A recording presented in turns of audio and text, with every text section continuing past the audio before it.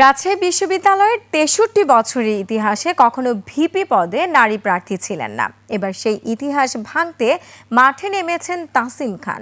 শুধু তিনি নিজে নন, তার নেতৃত্বে লড়বে ২১ সদস্যের সর্বজনীন শিক্ষার্থী সংসদ প্যানেল। রাজশাহী বিভাগীয় প্রতিনিধি বদরুল হাসান লিটনের পাঠানো তথ্যচিত্রে ডেস্ক রিপোর্ট। ওয়ালটন এখন দেশের সীমানা পেরিয়ে পৌঁছে গিয়েছে ৫০টিরও বেশি দেশে। ওয়ালটন, ঘরে ঘরে বিশ্বজুড়ে। রাজশাহী বিশ্ববিদ্যালয়ের কেন্দ্রীয় ছাত্র সংসদ রাকসুর সূচনা ১৯৬২ সালে। এ পর্যন্ত ১৪ বার নির্বাচন হলেও ভিপি বা জিএস কোনো পদে কখনো কোনো নারী প্রার্থী প্রতিদ্বন্দ্বিতা করেনি। সর্বশেষ রাকসু নির্বাচন হয়েছিল ১৯৮৯ সালে। শিক্ষা ও গবেষণা ইনস্টিটিউটের ২০২০-২১ শিক্ষাবর্ষের শিক্ষার্থী তাসিম খান বৈষম্য বিরোধী ছাত্র আন্দোলনের সাবেক সমন্বয়ক। জুলাইয়ের গণ অভ্যুত্থানের পর তিনি সাধারণ জীবনে ফিরে গেলেও রাকসু নির্বাচনকে রাজনৈতিক হয়ে উঠতে দেখে প্রার্থী হওয়ার সিদ্ধান্ত নেন। প্রার্থিতা বেশ সাড়া ফেলেছে ক্যাম্পাস জুড়ে।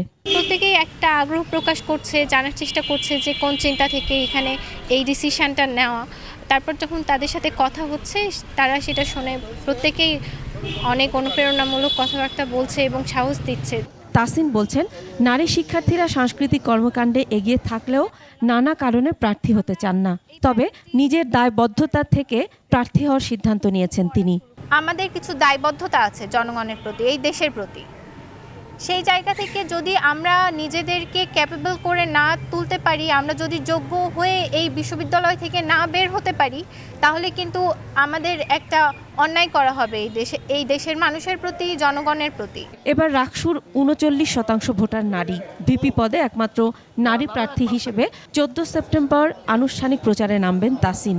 আমরা আচরণবিধিটাকে খুব সম্মান করছি, আমরা সেটা একেবারেই লঙ্ঘন করার পক্ষে না।